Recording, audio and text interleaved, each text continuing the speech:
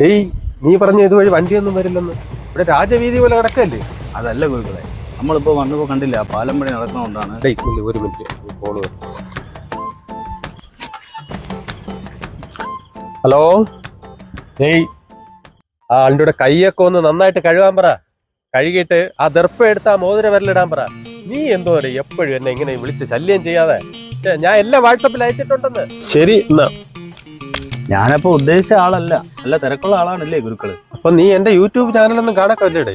YouTube ചാനലൊന്നും ഞാൻ കാണാറില്ല, പക്ഷെ ഗുരുക്കളെ ഇൻസ്റ്റാഗ്രാം പേജ് ഞാൻ ഫോളോ ചെയ്തിട്ടുണ്ട്. അത് കണ്ടിട്ടാണ് ഗുരുക്കളെ ഈ ബലിതർപ്പണത്തിലേക്ക് വിളിക്കാനുള്ള കാരണം. അതല്ല, ഈ ബാഗ് എന്താണ് ഗുരുക്കളെ ഇത്ര വെയിറ്റ്? ഇടേ, അവിടെ 10-25 പേര് കാണൂലേ? അപ്പൊ ഞാൻ പറയണത് എല്ലാവർക്കും കേൾക്കാൻ പറ്റൂല. അതിനകത്തെ ഒരു ബ്ലൂടൂത്ത് സ്പീക്കർ വാങ്ങിച്ചു വെച്ചിട്ടുണ്ട് ഞാൻ. എന്നാലേ ഞാൻ പറയണത് എല്ലാവർക്കും കേൾക്കാൻ പറ്റും. ഗുരുക്കളെ, ഞാനും എന്റെ കൂട്ടുകാരന് മാത്രമേ ആ വീട്ടിലുള്ളൂ. പിന്നെ എന്തിനാ ഈ പുല്ല് കൊണ്ടുപോകണമെന്ന് നിർബന്ധമുണ്ടാ? പിന്നെ എന്നാലേ ഞാൻ ആറ്റിന്റെ അക്കരെ ഇരുന്ന് പറയണത് ആറ്റിന്റെ ഇക്കരെ ഇരിക്കണം നിങ്ങൾക്ക് കേൾക്കാൻ പറ്റൂ. അതുകൊണ്ടല്ലേ ഞാൻ ഇത് വെച്ചിരിക്കും. എനിക്ക് 15 മിനിറ്റേ സമയമുള്ളൂ.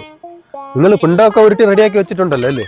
ഗുരുക്കളെ, അത് ഇന്നലെ അവൻ ഓൺലൈനിൽ വരുത്തി ഫ്രിഡ്ജിൽ വെച്ചിട്ടുണ്ട്. ഗുരുക്കൾ വരിക, കാര്യം ചെയ്യുക, പോവുക.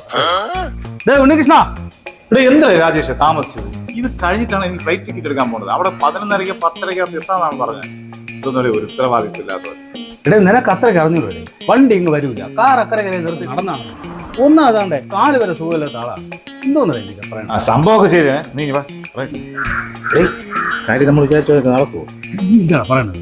അങ്ങനെ പറയണ ഒറ്റ തീർപ്പ് ഗുരുക്കളെന്നാണ്. ലക്ഷക്കണക്കിന് ഫോളോവേഴ്സ് ഉണ്ടോ അങ്ങനെ ഇൻസ്റ്റാഗ്രാമിൽ? അത് കണ്ടിട്ടില്ല ഞാൻ അങ്ങനെ വിളിച്ചു വരുത്തിയത്. അത് പോയിട്ട് വേറൊരു കാര്യം ഉണ്ടോ, അങ്ങനെ ആത്മാവിനെ നേരിട്ട് വിളിച്ചു വരുത്തി സംസാരിക്കും. ഈ വർഷത്തോടെ ബലി നടത്തുകയാണ്, ഇനി അങ്ങോട്ട് ബലി ഇടില്ല. അങ്ങനെയുള്ള സിദ്ധനായ ഒരു മനുഷ്യനാണ് അയാളെയാണ് ഞാൻ വിളിച്ചുകൊണ്ടുള്ളത്. അതുപോലെ നീ വർഷാവർഷം തോറും ഇനി വന്ന് ബലി ഇടേണ്ട ആവശ്യം ഉണ്ടാവില്ല. കാര്യം നടന്നില്ലെങ്കിൽ എന്റെ സുഖം മാറും. ഇപ്പം മുറയ്ക്ക് പൈസ ഇരട്ടി പൈസ തരേണ്ടി വരും. രഹസ്യമൊക്കെ പിന്നെ പറയാം. എനിക്ക് പോണം. ഇത്രയും ദൂരം നടന്നപ്പോ തളർന്നുപോയി. വെള്ളം തരുമോ? ഗുരുക്കളെ കയറി ഞാൻ എടുത്തുള്ള വെള്ളം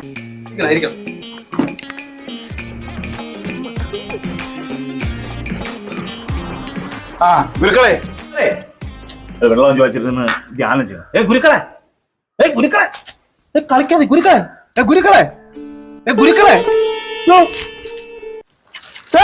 എന്താ അജേഷ, നിന്റെ ഗുരു ആദ്യമായത് ബലിയിൽ അന്ന് തീർന്നതാ. നീ എന്തെന്ന് പറഞ്ഞ ആത്മാക്കൾ നേരിട്ട് വിളിച്ചു വരുത്തി. ഈടാ, ഇനിയിപ്പോ ഇയാൾക്കും കൂടെ ചേർത്ത് വർഷം തോറും ഇടണ്ടേടാ. ഇയാൾക്കൊരു ഭാഗ്യമോ എന്തിനായാലും. വർഷം തോറും ഇങ്ങനെ ആളുകൾ മുമ്പ് പോയി പൂജ എന്ന് പറഞ്ഞ് പോണ്ടല്ല. പുലിവാലായില്ലാണ് എന്റെ ബലി തർപ്പണം. വീണ്ടും ഒരാൾക്ക് കൂടെ പിന്നെ പറ്റാത്ത ഗതിയായി. പോടാം.